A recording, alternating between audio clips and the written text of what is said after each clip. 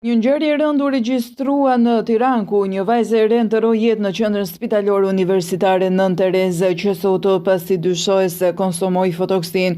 Viktima u identifikua si Gjoana Nikolli, e cila sipas burimeve paraprak ishte transportuar në gjendje të rëndë drejt spitalit, por fatkeqësisht nuk ka mundur t'i mbijetojë helmimit.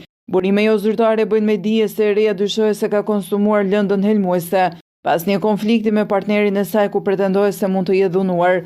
Megjithatë, këto rrethana mbeten ende të pakonfirmuara dhe pritet që të sqarohen nga hetimet e zyrtarëve të policisë. Ngjarja krijoi konfuzion edhe në rrjetet sociale pasi fillimisht u përhap lajmi se viktima ishte Gjoana Nikolli, një personazh i njohur në rrjetet sociale, por kjo rezultoi e pavërtet. Vetë Gjoana Nikolli reagoi për redaksin ton duke sqaruar se ishte mirë dhe se nuk kishte asnjë lidhje me ngjarjen. Autoritetet pritet të japin një njoftim zyrtar për të sqaruar plotësisht rrethanat e ngjarjes tragjike ku mbijetën Gjoana Nikolli.